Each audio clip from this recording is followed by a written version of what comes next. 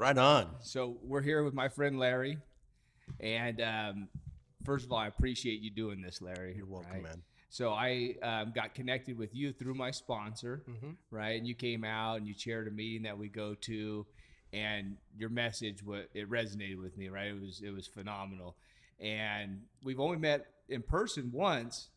Maybe twice. Maybe twice. Yeah, your memory's probably better than mine. Oh, don't put that on me. No way. No way. But I do receive a text message from you every morning. Every morning, and we'll get to that too because that's a cool story. Yeah, no, it is. Yeah. And so I feel like I know you better than I actually know you, right? I get that. I maybe you're meaning to say I understand you instead of know you. That's it. Okay. Right. What you're doing here, I got to tell you, EJ, I'm really first. Thank you for inviting me.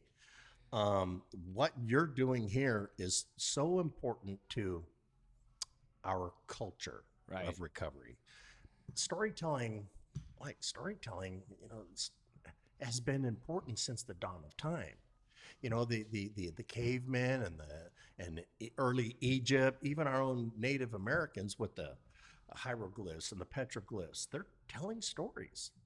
There's a very popular meme on social media right now where the kid is asking the dad, "Hey dad, what did you do during the pandemic?" And dad says something like, "Scotch whiskey, son. I drank a lot of Scotch whiskey." and the kid says, "Epic."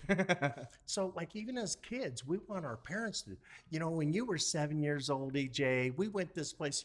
Storytelling, it's important. Yes. And we tell stories, not just hanging out like this, but in meetings, we tell stories about recovery.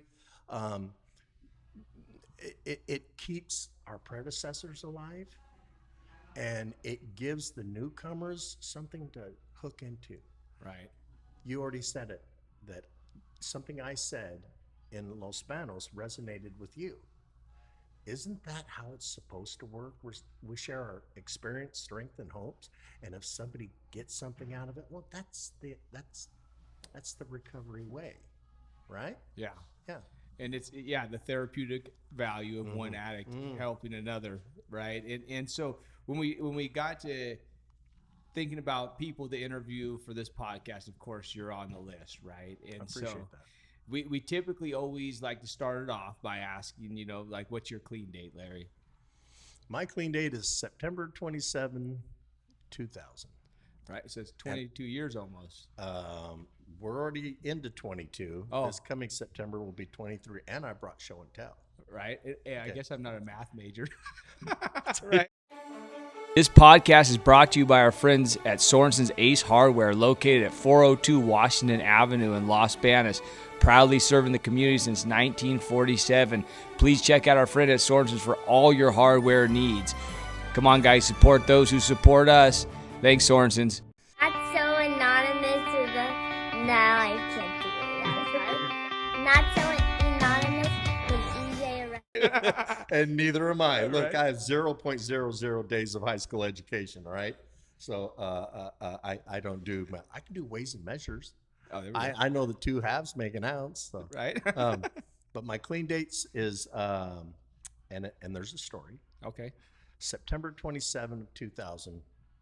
For the first 2.5 years, I believed that September 27, by the way, that's also the same date that Cliff Burton, the bassist for Metallica, he passed away on September 27. So that's important to me now because I'm a big Metallica guy. I always thought that meant that the last day that I used was September 26 until I went to work and I got a relationship with a judge, and he sent me this photo. Should I turn it right there? This is 3 of my, not all of, but 3 of my most recent booking photos. And I thought it was really cool. That is cool. You know, the faces of meth, right? Right? And I hang this in my office so that my clients know that the only difference between me and them is I got here before they did. Right. That I speak their language, I know their struggle, I understand their pain. But I saw the date on this last picture, and it said September 24 of 2000. Well, that doesn't jive with September 27. Typically, most people pick their clean date as the first day that they haven't used, including drinking, right? Right. So I struggled with that. Here I now have proof because this is a picture of the last day that I used. Right. So I know that the very next day is my first day, and that's not the 27th. But I already had, 2.5 years clean at that time. So what do I do? Do I change my clean date to the 25th? But Cliff Burton, the 27th, I already celebrate. It's already ingrained in me that September 27, 2000 is my day. It's my day. And I know that the 25th was the first day, but I will continue celebrating on the 27th. And that just kind of shows a lot of times where we're at when we come in, right? Like sometimes the date. Oh, when's the last time you were keeping track of dates before you got clean, right? No. Everything now, when I try to remember something from the past, everything begins and ends with September 27, 2000. Right. Because when did that happen? When did I last see him? It was before then or after then. Yeah. That's the starting date for the whole new deal, right? It's like BC and AD. You're right. It is exactly like that. Right. The two different chronicles of the same. Yeah. So the 27th is it's more important than my bio birthday. Right. I was born on September 11. All right. And now that's another significant date. And then something else happened on that day, right? But my bio birthday, not that big of a deal. Right. I look, I'll go to dinner with my wife on my bio birthday, but my recovery birthday. Yeah. That's my clean day. That's when I do things with my fellowship. Yeah. My sponsor, my sponsees, my brothers and sisters, my grandkids. All right. So, yeah, September 27, 2000, we're going to stick with that one. I haven't got the tattoo yet, but we're going to keep that date. Right. Sorensen's also has a Modesto location located at 1433 Coffee Road. Modesto, true value for all your hardware needs. For all of our people out in the Modesto area, please support those who support us. Thank you. We don't look like addicts anymore, right? Like, and I think that, like, for me, when I came into the rooms and I seen all the people and the attitude in there, the upbeat laughing, I'm like, these people aren't like me. Because when I drug up to shore, I was pretty sad, right? I was pretty sad. Nothing was funny. Nothing was happy. So I typically like to, go back a little bit and talk about that, right? Like the ways and means and what brought you to the point to where, because for a lot of us in our addiction, like the drugs seemed like the solution to whatever was ailing us, right? Mm-hmm. So, like, would you care to elaborate on that Sure. a little bit? Sure. We, in the rooms of recovery, we try not to, what used to be called drugology or, drug stories, but even in this book that we sometimes read, it's not very big, it's just basic. Right. It has personal stories. And for that reason is to help people relate. It's that hook. Man, I really identify, I really relate. And that's part of the hook for bringing people into the rooms of recovery. So our past, our history, our experience with that is also important, right? 1971, I was 10 years old. I was at home after school by myself, listening to my Partridge Family album. Hello world, it's the song I was singing. Come on, get happy. You know, like I was rolling with the partridge, all right? And my two older brothers walked in the living room, broke my Partridge Family album. I literally took it off the record player and snapped it. Stuck a joint in my mouth for the very first time, knocked me down on the couch, and put on I Am Iron Man. Right? So I got stoned for the very first time. And, well, this was my first spiritual experience. You know? Yeah. Like at that moment, I knew what I wanted to do with the rest of my life.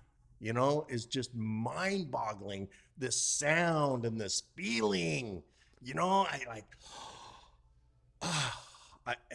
I look back on it now because after that I ran around the neighborhood to tell all my other little kid friends about, you know, hi Mrs. Wilson, is Billy home? The new Paranoid album is out.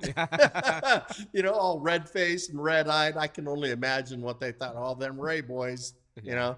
But I knew I wanted to do that for the rest of my life. I was going to smoke pot and listen to Ozzy Osbourne, right? And I would have gotten away with it too had it not been for a linebacker who played for Visalia Police Department on, well, we now know it was September 24th of 2000, who pulled me over on my bicycle. I'm kidding. It wasn't my bicycle. I don't know whose bike it was, but yeah, he pulled me over and he said, "I'm sorry, you have a warrant, and I'm gonna have to take you in," because I would never show up for court. But I'm also not a stander stiller guy. Oh, okay, you're gonna arrest me? Here you go. No. If you're going to arrest me, you have to earn it. Okay. So get your track shoes on, all right? This is a competition. You are going to have to catch me. Every time that I got arrested, you're going to have to catch me, all right? But I was never a hardened criminal, although my sentencing judge in court called me a criminal. I'm a dumpster diver. What do you mean? I'm not a criminal. I'm not hurting people, you know. Always my charges are under the influence, possession, and paraphernalia. Right. You know, I couldn't break into people's house. I was never that brave. All right. But that last time in court, when that judge, it was always the same judge for me in Tulare County. I'm not going to mention his name, but anybody who watches this or hears this knows who I'm talking about. I'm like, come on, man. Yeah, I always get the same charges, always the same three. So come on, give me my 2 months out here in county so I can go home. Home is Unit 21, you know, and on my pillow was a roll of toilet paper. So that's fine. Let's get this over and done with because I'm tired. You got me up at 3 a.m. to get me to court, man. Give me my 2 months and let me go home. And he said, "No. You, sir, are a habitual criminal. You're going to state for 3 years, 8 months."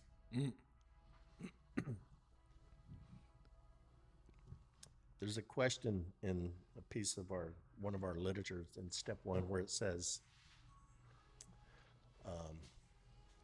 what was the crisis that brought you to recovery? That moment, standing in court, when the judge said you're going to prison for 3 years, 8 months, that was my moment of crisis. I had lots of I'd been living in a cardboard box for 9 years up to that point, right? I mean, totally outside homeless. But that moment, when he told me prison, my brain said, "Dude, run." Well, look, I'm gaffled up. I even got chains on my ankles. I'm surrounded by deputies. I'm in a courtroom. That's a judge. Right. There's nowhere to go, but my brain says, run. That animalistic behavior, right? When you're Yeah. stripped down to a fight or flight, right? It's time to go. Fight or flight. And so, Exactly. like, just going back, right? Like, being 10 years old, right, and having this happen to you. Like I know for myself, I was raised in a loving home. My parents loved me, Yeah. but there wasn't real strict boundaries and things like this, right? So would you say like that moment in court was the first time that strict boundary was like, because I know when I went to treatment, it was like, holy, what is this? Yeah. Right? Get up, make your bed, tuck in your shirt, shave your face, right?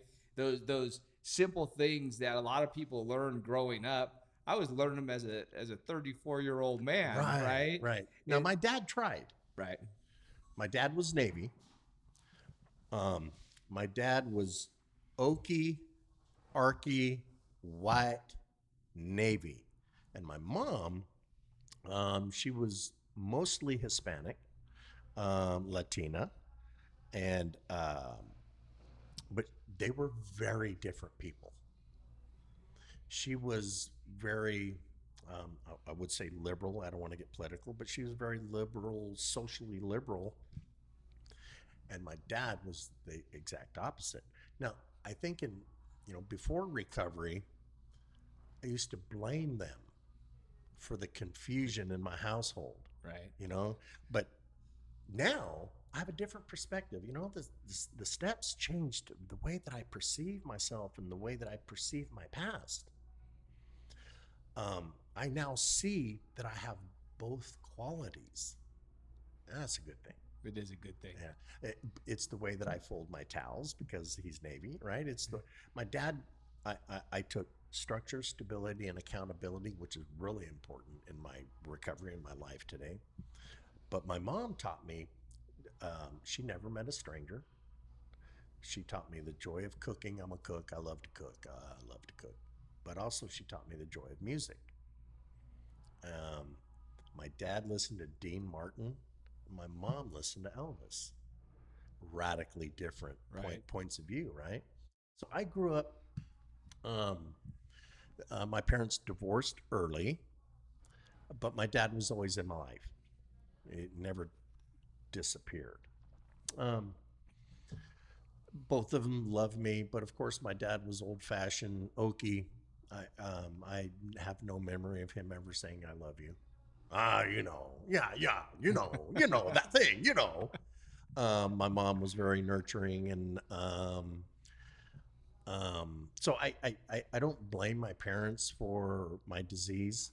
I do know that they played a part in it. Yeah. Because both of them were alcoholic. I know that my mom's dad was alcoholic.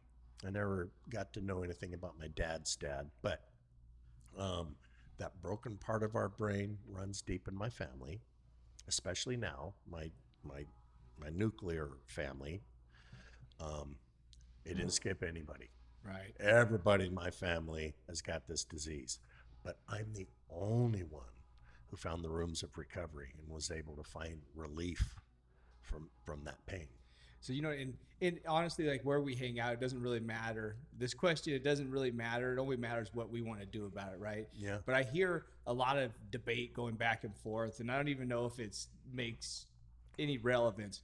But do you think this is something that passes on? Do you think it's like the trauma that passes on generationally? Or do you think this disease is actually in us before it comes to full bloom? Because I hear some people say this, I hear some people say that. And at the end of the day, it doesn't matter. It only matters what you want to do about the problem, right? When we get to where we need to be. But like, what are your thoughts on that? I've studied. I work. My profession requires that I get some education on this. Okay. It's in the genes. It's in the genes. Because they can take some of your DNA and they can say, oh, look, this guy has blue eyes. Because that's the blue eye marker. We've identified that. We know what that is. Oh, look, this guy has blonde hair. We know that. We don't even have a picture of him, but we know he has blonde hair because this is the blonde hair marker. Right. All right. So when they look at your DNA, they can see the addiction gene. Right. All right. Does it make you an addict? You don't come out of the womb strung out, but it puts you at a very much higher degree of chemical dependency if you use or abuse certain substances, all right? Yeah. It was in my family way before I was born. Well, and that genome marker, right? If you take it further, it could also be a positive thing, right? Once we get clean, we tend to excel at things. Sure. I tend to believe Michael Jordan's an addict. He just picked up a basketball Oh, instead of a bottle or a pill or a fix, right? Right. So and that's the thing I think that a lot of people misconceive is that thing that brought us to our knees can also become a gift if we learn how to recover. And it's not about the drug. Right. The disease, no, the drug is part of the symptom. I'll try this. Say you have a bug, a flu or a cold or some kind of virus, but you have a bug inside of you. It's not the bug that causes us life problems. It's the symptoms of the bug. It's the coughing and the sneezing and the runny nose, the congestion, the headache, the fever, right? Yeah. So you can go to the doctor or the pharmacy or Walgreens and get something over the counter, some prescription medication that clears up the symptoms. Okay, no more coughing, no more headache, no more sneezing, but you still have the bug. It doesn't make the bug go away. It just covers up the symptoms. Right. So much like addiction, all right, I can cover up the symptom of the disease of addiction by not using drugs. I still have the bug. Right. It is a deformation of the brain. It is a brain disease that exhibits itself in abnormal behavior. I mean, who in the world would say getting a fix is more important than attending my kid's birthday party? Right. Right? That's almost inhuman. Animals wouldn't do that. Animals show up for their offspring and their young, Yeah. But we humans, we get this broken part of our brain we call the disease of addiction.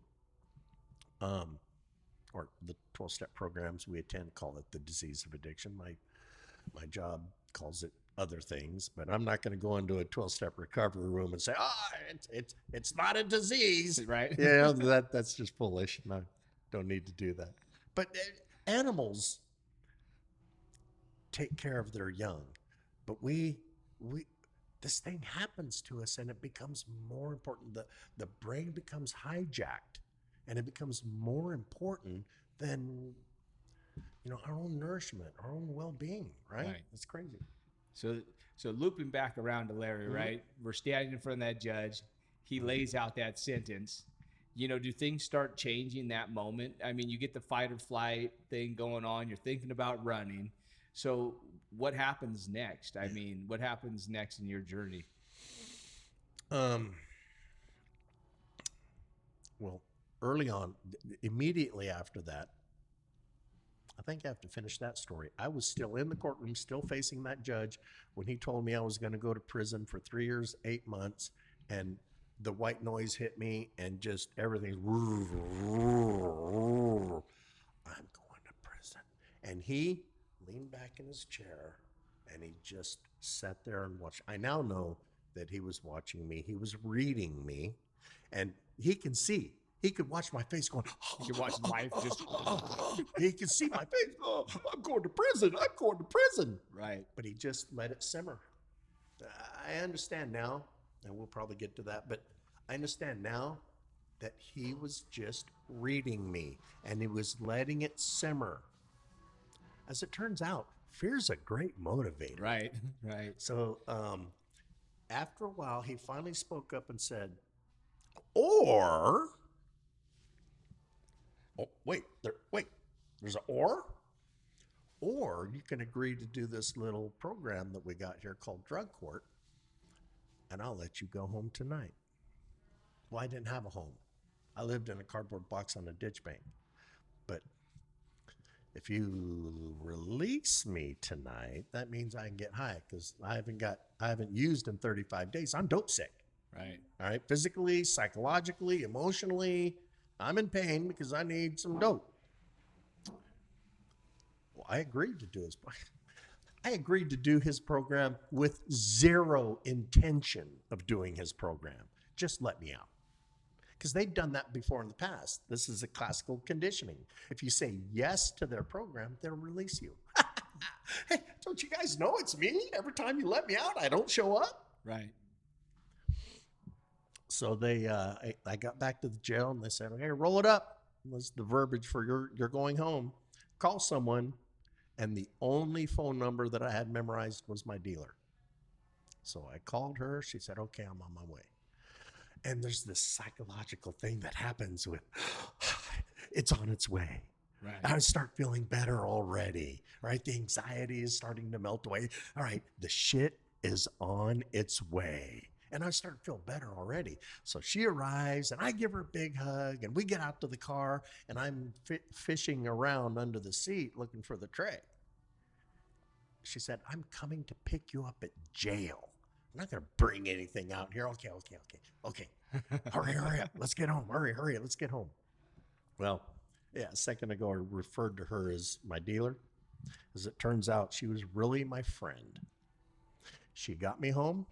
She kicked everybody out of the house. She made me dinner and locked me in her bedroom and wouldn't let me have any. Even though I had just agreed to do a program instead of going to prison for 3 years, 8 months. I didn't care. Yeah. I need a hit. She did care. She didn't want me to go to prison. So she wouldn't let me have any that night. And the very next day, she dropped me off Wednesday night. She dropped me off in front of this building. I did not want to be there. I had this, well, it's a court card, but I had this autograph card that I was charged with collecting autographs. And I walked into my first meeting of Narcotics Anonymous. And I was horrified because all these people, they were all like being happy and shit and smiling and hugging each other. What's up with that? Right. And I did not want to be there. I was so frightened. I was so out of place. I didn't belong there. And I didn't want to be there.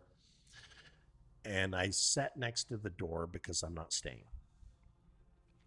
And there was one guy in this meeting who I grew up with. I'd known him at that time for 50 years probably. His little sister was the first girl I ever kissed.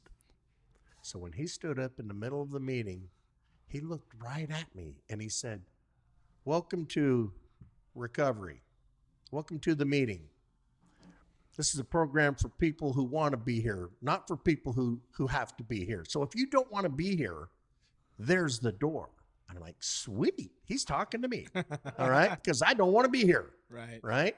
I got up in the middle of the meeting. I walked up to him and said, "Can I have your autograph?" He said, "I ain't signing that. Sit down. Meeting's not over." Like, I didn't understand meeting etiquette. Right. But wait a minute. You just told me I could leave. So just sign this so that I can leave. Well, he wouldn't sign it. I sat back in my chair, and I didn't understand meeting etiquette. I didn't know be quiet. I didn't know that, and I'm rumbling and I'm bumbling. I'm very unhappy with life at this moment. I'm dope sick and all these people are being happy. That ain't cool, man. Nothing's funny. Nothing's funny. I want to get out of here.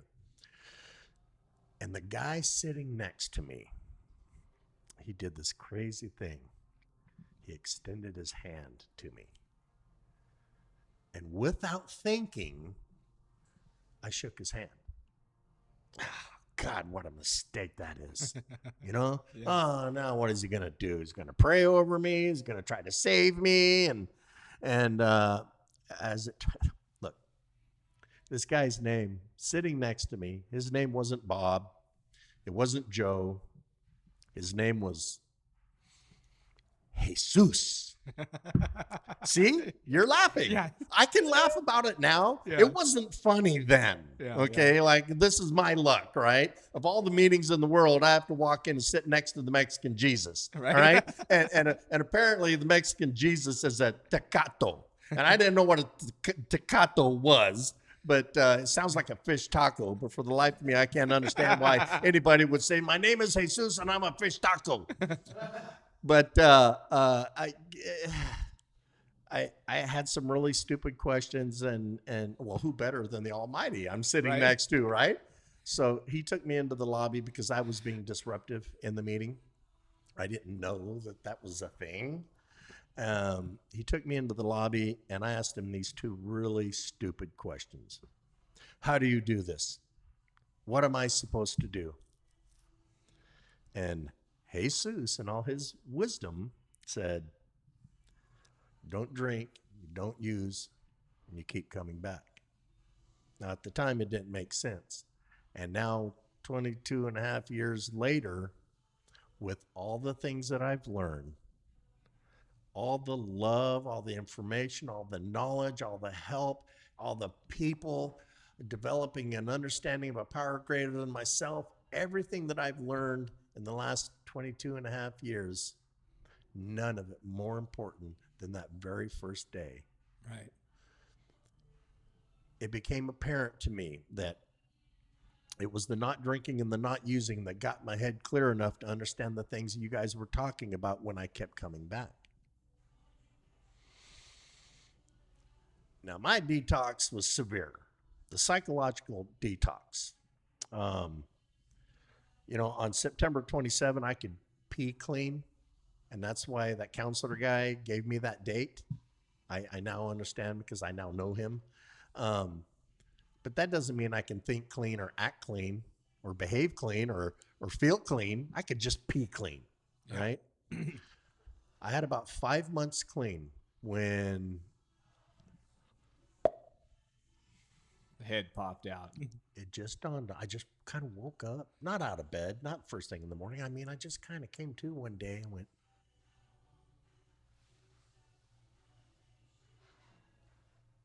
I'm clean. Now, I hadn't used in 5 months, but it just now struck me that I used to dream of this back in the early 80s when, every time she's around, blah, blah, blah, blah, and every time I'm over there, blah, blah, blah, and everybody that I hang out with is blah, blah, blah, blah, the constant chaos and drama and trauma and, the important topics of the day, like that bitch stole my lighter, let's get her, like that was important. And back in the early 80s, I thought, I don't want to do this anymore. I don't want to live like this anymore. I want to go home. I want to take care of my boys. I want to be a dad. I'm going to get a job. I'm going to do good. And then 45 minutes later, the onset of withdrawal kicks in, and I got to have some because I don't feel very good right now. And at that time, I decided that, well, if I can't stop using, then I'm going to be the best dope fiend that I can. And oh boy, I became a very good, it's called survival tactics. Okay. I was a failure at everything except being a dope fiend. I was pretty good at that. So with 5 months clean, it just dawned on me that I used to dream about this, and now I have it. That was the day that I became a member of the recovery community because my desire to stay clean outweighed my fear of going to prison. Right. And can you explain, was it the fear that kept you coming back for the first 5 months? Because now I'm pretty sure you have a pretty long view on that. Of course. Right. That's what the whole criminal justice, everything is built on, right? Fear. Right. Fear and pain are great motivators. Yes, they right? are. We're going to send you to prison if you don't shape up. Well, I shaped up. Well, so I'm assuming at 5 months, then there's a shift, right? Do you say An the desire? absolute shift. And so what does that look like? Then do you jump into the process, both feet in? Yeah. That was already doing some low levels or meeting level. I shouldn't say low level. That's not true. Meeting level service work is GSR. Not for the right reason. I accepted that position so that I can go back to court and tell the judge, I'm a GSR. Right. And he said, you are? Well, that's great, Mr. Ray. What's a GSR? Yeah. And Yeah. gunshot residue. I didn't even know what a GSR stood for, but so sometimes we do the things for the wrong reasons and then we get the right results. Yeah. I started being of service to my fellowship and to the program, and going to meetings became my way of life. Right. I didn't have any other way of life. I was dumpster diving, dope fiend, skid row tweaker, bum. All right, and since I wasn't doing that anymore, I didn't know what else to do with my time. Right. And these people wanted you around, even though you didn't have anything to give them. Right. Nothing to offer them. Nothing.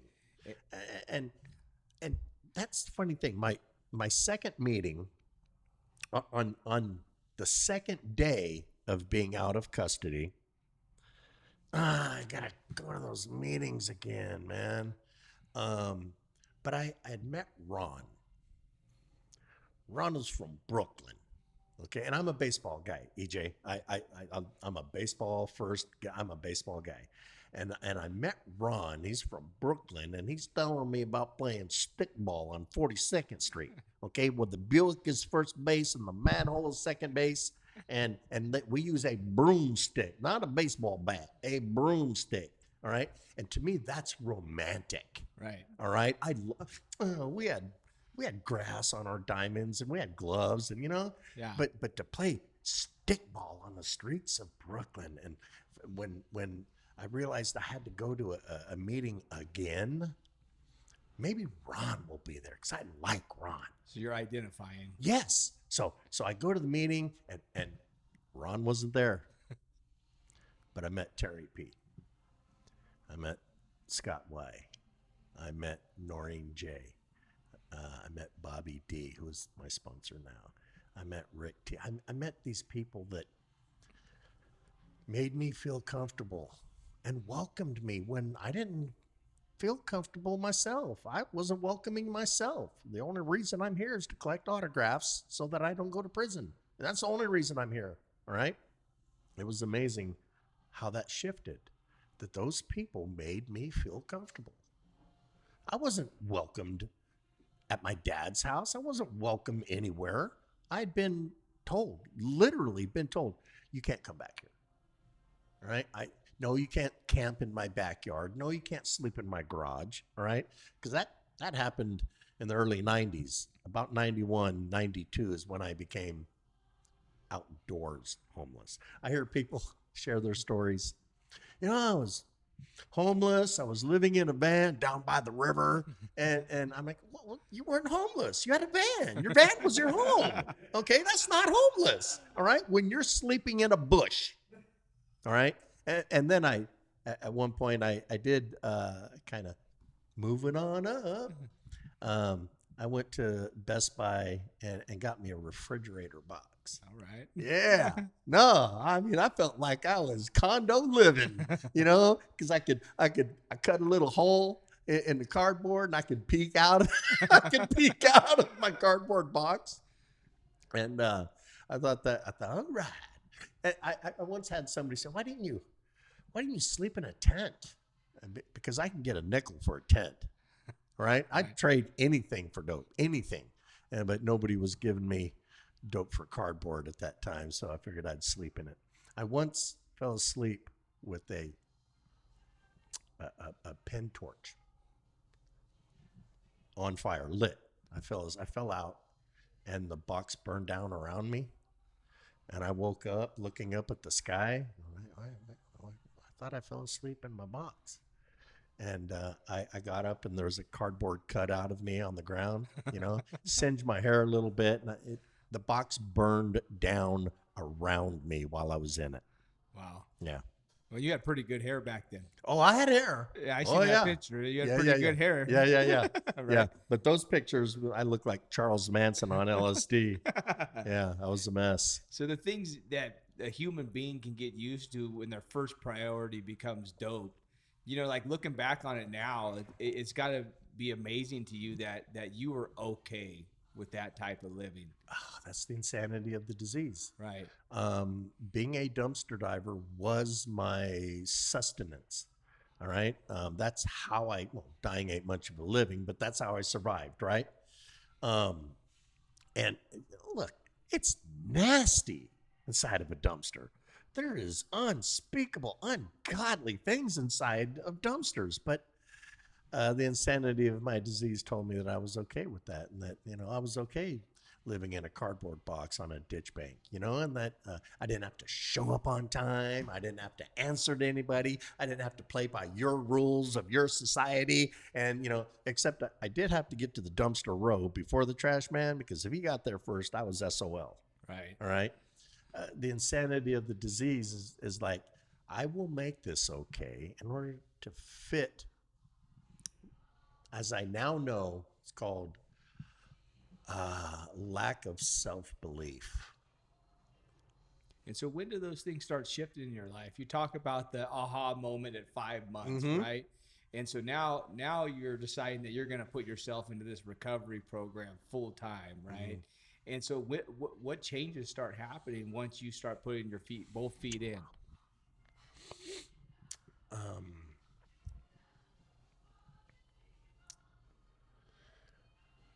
My dad had prostate cancer.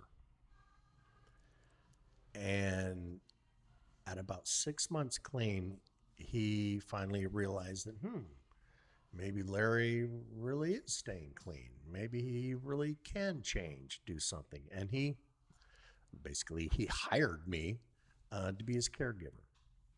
He didn't want some nurse, somebody that he didn't know, right? This was an opportunity for he and I didn't know it at the time, make amends. But he was paying me $10 an hour. Is that my phone? Yeah. Oh, yeah, that's not good. That's all not right. good. Let's turn I think that I off. forgot to turn mine down Let's turn too, so that this off. would be a good opportunity to do that. Okay. My dad was paying me to go grocery shopping, help him around the house, run errands, mow the yard, whatever. And I didn't have any other sorts of income. I didn't have any marketable job skills. I didn't have any training. I had 0.00 days of high school education. So going to meetings and doing the drug court, doing treatment, doing all that stuff was my life. And when I finished that drug court program, now what? Now what do I do? I think I need to get a job, but I didn't have any skills. So my friend said, well, I didn't know how to use a computer. Nothing. I didn't understand. I was dirt illiterate. Now look, I could turn it on because I could spell power, and I had that push button thing. I had that down pat. After that, nothing. She said, my friend Tiffany, she said, dude, all you do is point and click. I go, oh, okay. Look, I broke it already. So I signed up at the local community college here in Visalia, College of the Sequoias, because I had to learn how to use a computer. I had to have I don't care if you're a baker, a cop, or an Indian chief. In today's society, you have to understand, you got to know how to use it. So I went there, I took a summer course, and I didn't know that a summer course was a regular course crammed into 4 weeks, trial by fire kind of. But I did really well. Having not gone to high school, taking college, I was definitely afraid to be on that campus because I didn't belong there. All these other bright-eyed and bushy-tailed 20-year-olds, they all deserve to be here. They belong. Not me. I'm just an old dope fiend, right? I was very shy. I was very quiet, very, very timid. But I did very well. It was just a couple percentage points shy of an A. And that did something to me. I did really well in a summer condensed course. And in a college course, I did really well. it started to teach me that I can do good, I can be good, I can succeed, all right? But I didn't have a whole lot of that belief going in. So after that summer course, my friend says, "Are you coming back next semester?" I said, "No. Why would I do that?" She said, "Because they'll pay you." And I'm like, "Wait, what?" Nobody else is paying me anything, right? Look, I could clean out your dumpster if that's what you needed, but not, waste management skills I had. But other than that, I couldn't do anything else. So if the school was going to give me money to go to school, well, okay. And boy, did I excel. I graduated 3.75 GPA and an honors sash. I was on the president's honor roll every semester. I killed it. Right. I did really, really well. And that changed my belief system, my value system, that I can do good and be good and have good. And I would soon add, I could help others. My first semester, I was the timid one. Stay away from me. I don't deserve to be here. The next semester, like, "Get out of my way, you little shits. I'm going to smash you all," By the third semester, I'm like, "Yes, you can join my study groups." Because by that time, everybody wanted to be in my study group because I wasn't trying this. I was trying to achieve this. I just kind of became kind of a leader in the social work program there at the college. I developed a really beautiful relationship with the professor, who was not one of us, but totally understood addiction. And he became my first professional mentor. And to this day, I give him a lot of credit for the way that I developed professionally, because if I had just a fraction of the compassion that he had for helping people, I would not only be a better person, I would be a better professional, right? So he had a lot of influence on me, and so did that first counselor guy from the drug court. Today I understand that those people had a hand in me developing what would eventually become me, right? It's the belief system, the value system, right? So that helped me change a lot. So you messed around and found out you were smart. Right? In the drug court program, that judge said, "I don't care how long it takes you, but you're not graduating the drug court program until you get a GED or high school diploma." No high school. I'm going to be in drug court for 4 years, right? That's what I thought.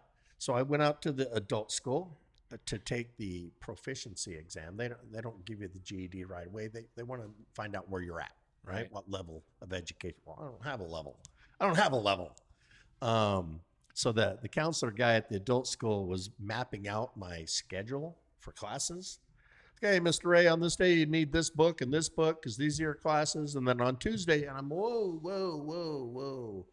What are you talking about classes? I'm not here to go to school. I'm here to take the GED test. "Well, Mr. Ray, you're not ready. You're not," and I understand that now. Yeah. But you don't hold the key to my prison cell. The judge does. And he said, "Come out here and take the GED." He didn't say, "Come out here and go to school." "Well, okay, you can take the GED, but I'm telling you," like I wasn't listening, right? I passed all 5 GED tests on the first try. Wow. Without opening one book, without going to one class. I now know that, subsequent testing taught me about myself that I score extremely high in problem solving. And if I see Mary has an apple and Bobby has an apple, how many apples in total do they have? And they give you the answer. It's multiple choice. Yeah. They give you the answer, all right? Is it 700? Only an idiot would choose 700. Is it 50? I don't think it's 50. And the answer is either 2 or 4. And apparently I'm really good at guessing 50-50.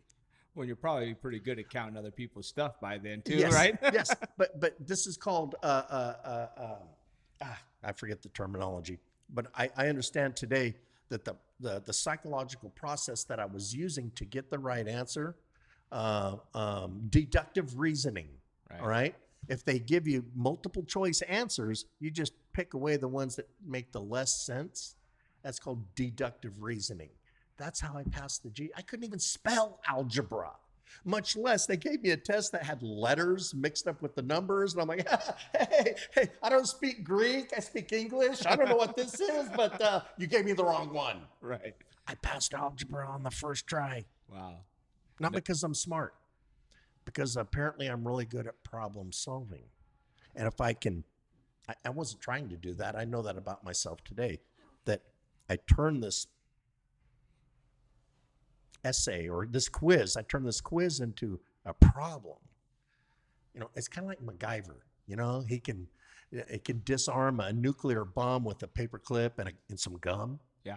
But he knows how to problem solve, and I think that's what happened for me. That's how I got through the GED and moved on to college, and got my degree. I didn't even go to high school, and I ended up with a college degree. Easy shift, okay? Because I was invited to start interning at a very small local outpatient treatment facility. And I started because, like, you know, everybody in recovery, we talked about this before we started the interview. A lot of people in recovery, I want to become a counselor. Right. Well, I didn't think that I wanted to become a counselor until somebody offered me the opportunity to become a counselor. She said, you'd be perfect for what we do. So she pulled me in. I started volunteering 20 hours a week, interning, and then volunteering 40 hours a week. And then they started to pay me $20 20 hours a week, and then paying me 40 hours a week. And I was just a line counselor, and then I became the lead counselor, and then I became the office manager for the Visalia office as opposed to Porterville was the main office. And then I became program coordinator for Visalia. And then I became program director for the whole organization. And then in 2014, got an opportunity to buy the company. So I became the owner. And sometimes I pinch myself. I've now been working in the courtroom for 20 years. Wow. EJ. For that same drug court program that I had no intentions of doing in the first place. My sentencing judge, I worked in front of him for 10 years. I've seen that man naked. I think we should clarify on that. I suspect not everybody can say that they saw their sentencing judge naked. All right. And sometimes when I tell this story, people look at me and go, okay. Now, we were attending a conference. It's a week-long national drug court conference over in Menominee, Wisconsin. Beautiful part of the country in June. Great weather. And when all the that's during the summer where all the kids are gone. All the college students had got home for the summer. And the room and board is given by the college, but the bathrooms and the showers are locker rooms, just like your high school. Well, I suspect, because I never went to high school, but like any other school locker room. All right. And I suspect that some, everybody's different, but some guys, wear their boxers or wear their underwear, some wear their shorts or gym shorts, and some guys wear nothing, a towel or nothing at all. And I walk in first thing in the morning, and there's Judge Roper walking by. Hey, Larry, just a swinging, right? and I shout, "Hi, Judge. Good morning. How you doing?" And I'm like, I did not need to see that, but you know, he's proud. Yeah. He's proud. So I sat down with him. He was so cool because he even though he never had addiction problems. Check that. He never had drug or alcohol problems, but he understood addiction because he educated himself. He saw so many people. Didn't I just sentence you 60 days ago and now you're back in front of me again? Or I think I sent your dad to prison. Wait a minute. I sent your dad and your grandpa to prison, and now I'm sending you to prison. And they'd get out and they'd be in front of him again. And he thought, this isn't working. The whole judicial system is not working. And at that time, Dade County, Florida had started the drug court program. And so he implemented it here in Tulare County. And he changed, well, specifically me. He changed people's lives. Right. Give you a chance to get out of that cycle and do something better with your life. So I got to work in front of him for 10 years, and I've been working in the courtroom for 20 years now. And look, I'm not an attorney, and it is, in fact, illegal for me to practice law in California or any other state. But I picked up a few tricks in 20 years. I've paid attention, right? So our local recovery community, everybody says, oh, call Dude. Well, let me clarify that. My family nickname is Dude, all right? So everybody in my family and all my closest friends, even my wife, everybody calls me Dude, right? Not the Dude, because that would be the Big Lebowski, right? Jeffrey Lebowski is the Dude. I'm just Dude. Now, my wife, Jackie, she's from Manchester, England, love. All right. And the Brits cannot properly enunciate the hard curve of the letter A. So she would call me Laurie. No, I'm not Laurie. But she can properly pronunciate Dude. So she calls me, everybody calls me Dude. All right. And now I got so far off the track and I can't find my way back to the freeway. Where was we? The judge and me being in the courtroom, everybody in the fellowship would call me and hey, you got a problem? Let's call Larry. All right, let's call Dude. And man, if I have some knowledge or some skill or something that's going to help people, heck yeah, call me. Yeah. In fact, there was a time early on when why are these people bothering me? You know, why are you calling me? And I eventually came to the point where people think I can help them. Right. That became such a spiritual joy. If I have something that can help you, yes, call me. What a blessing that is, right? So now people always call me and say, hey, can you give me advice? You know, can you tell me how to do this or where to go, who to call, or whatever. Yeah, absolutely. It's strange how I have enmeshed myself, not on purpose. This is a higher power thing. How I've become part of the, not just addiction treatment, but the criminal justice aspect of it. I've been doing H&I out here at the county jails since 2004. And H&I is hospitals and Hospitals and institutions, yes. Our sheriff, Mike, I don't have to practice the sheriff's anonymity here, but he's a good guy. I really like this guy. He gives me it's not a badge. It's just a name. It's a badge, but it's not a sheriff's badge. I'm part of the Tulare County Sheriff's inmate programs. I'm a volunteer, and I get to go out there and do meetings with incarcerated addicts who can't go to meetings. That's pretty cool. From a cardboard box, right? To, you know, and so like you kind of stole my next question, but I still want to ask it. So how long? So everybody's starting to figure out Larry's pretty smart, right? And sometimes us, right, we're the last person to give ourselves some sort of credit, Right? Like, how long did it take you to figure out that you had something to give this world, right? Not only, because we're pretty good at trying to sustain ourselves, but then giving back, right, is the key to this thing, right? The key to this thing. We're going to break that down, EJ. And I'm going to do my best to answer that. I had 3 years clean when my first sponsor got loaded. My second sponsor passed away. But before he died, he gave me a book for my 3rd birthday. So I was only 3 years clean, but he was also the owner of the treatment facility that I was working at. This book was called Letting Go of the Person You Used to Be. That's a pretty catchy title, right? Because I had a person that I used to be that I really needed to let go of. I didn't know it at the time because it doesn't say it on the cover of the book, but that was my introduction to the way of the Buddha. I've been practicing Dzogchen, traditional Tibetan Buddhist meditation and chanting since 2003.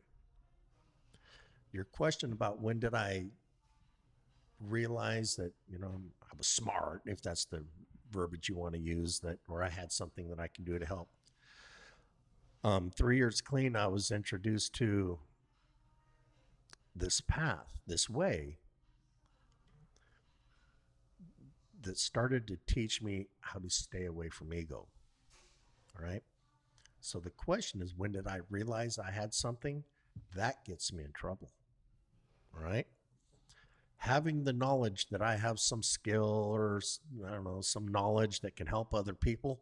Now that's cool, but it's also very dangerous. Right. And we've seen it happen with many, many people gain this knowledge or this skill and it blow them up. Spontaneously combust from within, right? Because I'm me now. Right. I have this skill. I'm going to help you. Da, da, da, da. I fly around the rooms of recovery, and I'm going to help you get your kids back, and I'm going to help you get a job, and I'm going to help you clear up your past record, because 1203.4 expungement is my specialty. No. Yeah. Well, it is, but no. No. If you start taking credit for that, and like, I'm going to help you, I know this, that will destroy me from the inside. It's a gift. And you have to give that gift back. All right? So we're going to segue into my gift to you, EJ. I'm so proud of what you do here for telling our recovery story. I don't know if you have this book yet, but you do have this? I have the white copy that they gave away at Area. Okay. But this is fancier. Okay. Well, then you can give one of the copies away to a newcomer. Right. Bless them. All right. My little sister is still dumpster diving, and she saw me on the street one day, and I pulled over, and she said, "Dude, I found a book." Oh, that's all right. We could bleep it. Yeah. And she said, "Do you want it?" And I thought, well, I can find a home for it. I have my own, but I can find a home for it. So I threw it on the bed of the truck, and it sat there for a couple of days until I went to clean out my truck. And I looked at this book, and the color was a little bit off. The color wasn't the same. Even the embossed color on the front of it was different. And then I noticed it had silver gilding around it, and it had a bookmarker. Wait a minute, this isn't just a regular book. So I opened it up, and the second page was parchment paper. And I read it, and it said, "This commemorative edition of this book was printed in commemoration of the 1 millionth copy of this book," to which there was only 1,500 copies made, and this is and it was hand numbered with a pen. It was hand numbered. And I'm looking at this book, and this book is like, it's a commemorative issue, a special edition, and like, I love that stuff. Right. Okay, the literature, our life-saving literature, that stuff speaks to me. That stuff is important to me. And I'm saying, oh my God, this book represents me in every way. In every way. It's a little rough around the edges. It's got a little silver going on. Okay, Okay. It came out of a dumpster, right? My sister gave it to me, and I thought, what an incredibly special book this is. And I held on to it for, I don't know, 7, 8, 9, 10 years. I don't know. On a shelf. On a shelf. Every once in a while, I have to dust it off just so that it can go back on the shelf. And I thought, that's not its purpose. So I was asked to invited to be the kickoff speaker for the convention in Stockton. And I took that book with me, and I got the attention of a newcomer. So I told that story where this book came from. My sister found it, came out of a dumpster, and I gave that book to a newcomer in Stockton, knowing that I would never see that person again, and that book, I would never see that book again, and that's okay, because our life-saving literature doesn't save lives while it's sitting on a bookshelf. It needs to be in the hands of the recovering person, right? So she was so appreciative, the newcomer who came up and received this, and it just felt good. And it just felt good. And then I don't know how many years later, I was in Stockton for a meeting. I don't remember what it was about, but I told the story about this book, and at the convention, I told the story about this special edition book, and from the back of the room, this lady jumped up and ran towards me, and it was her. It's me. You gave me Goosebumps. You gave me that book. I still have that book. All right. So you get to choose, EJ. I need a pen because I need to write something in here. Here's what we got. Spiritual principle a day, right? September 27. This is also for you. Oh, nice.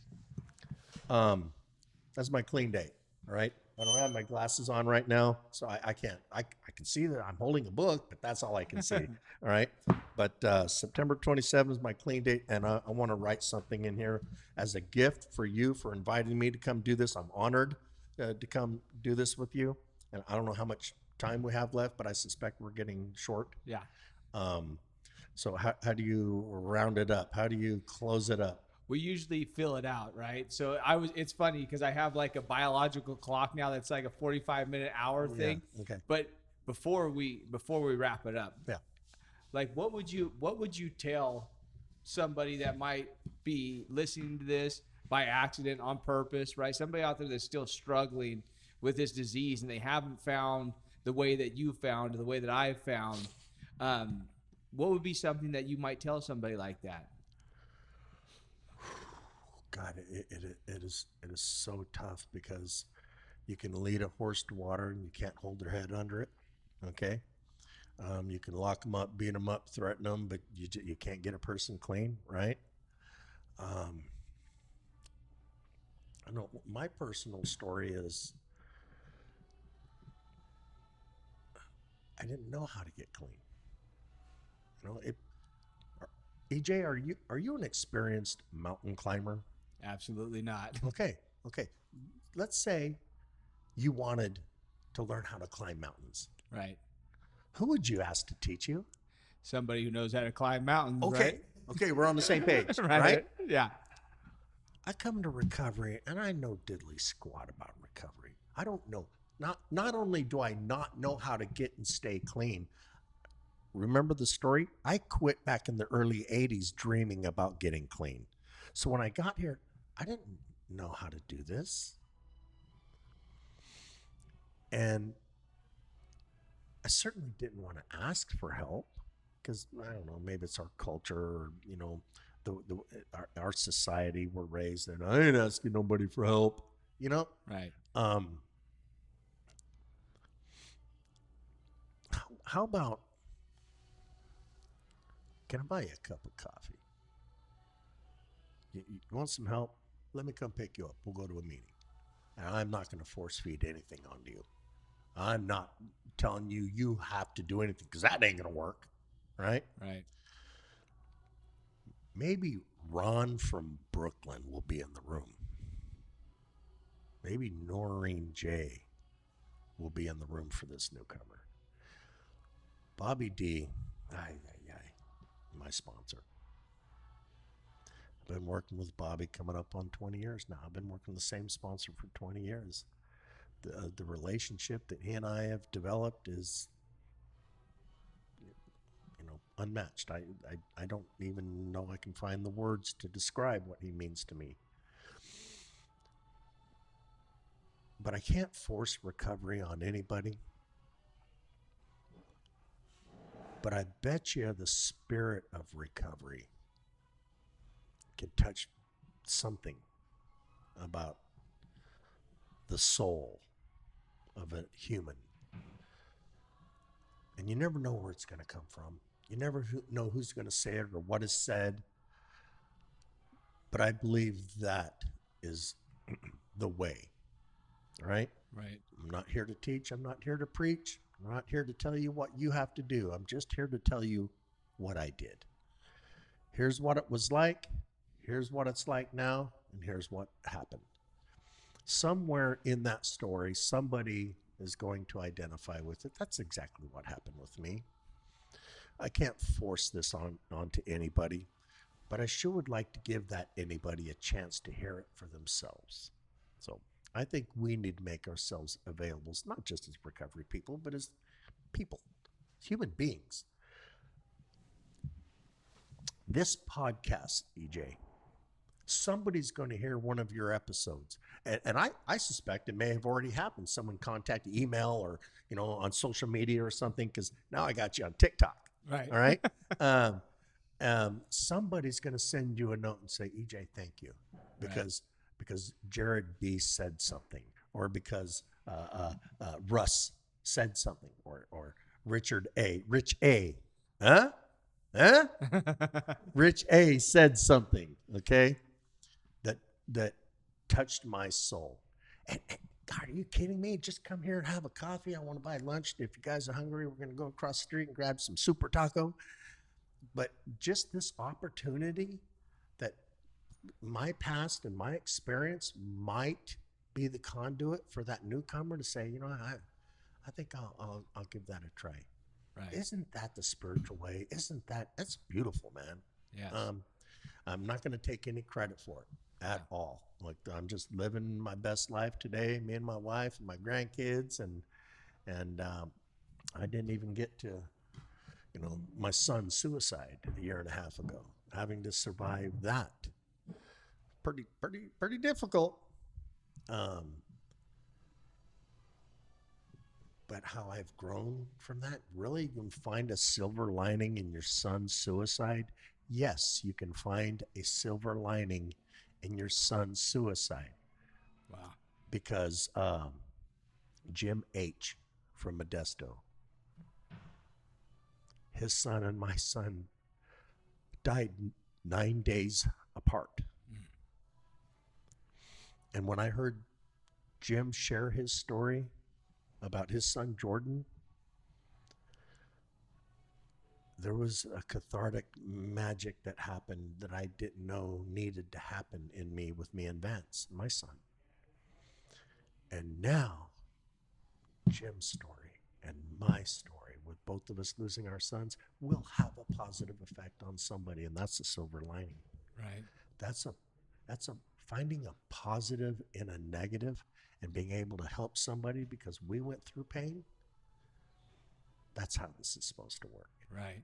I just appreciate the opportunity to share my story, that somebody might be able to get something from that, and that's what we're supposed to do. That's amazing. Well, I just, in this podcast, I feel like this generation, we can no longer afford to hide behind the cloak of anonymity. These stories need to be out there for people to consume, because there's so many people out there, telling people there's another way to get clean. There's a different way to do, and there are multiple ways, but we know this way works. So we can't afford to idly sit back anymore and wait for people to come to us.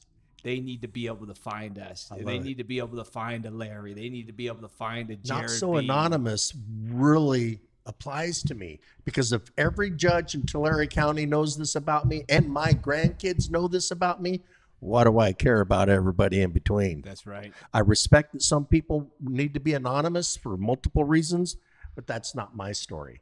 Right. I'm okay with everybody knowing this is who I am and what I am, right?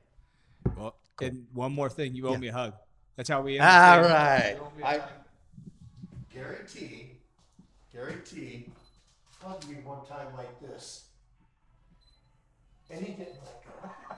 I'm okay with that. And he didn't let go. And my brain is going, okay, are we done? and he said, are you getting uncomfortable yet? And I said, a little bit. And he goes, hold on a little longer. It'll pass. It'll pass. We can get used to anything, man. Yeah. Thank you, Larry. Beautiful. I appreciate this too. Yeah, man. And when I see you down the road, do you have a white coffee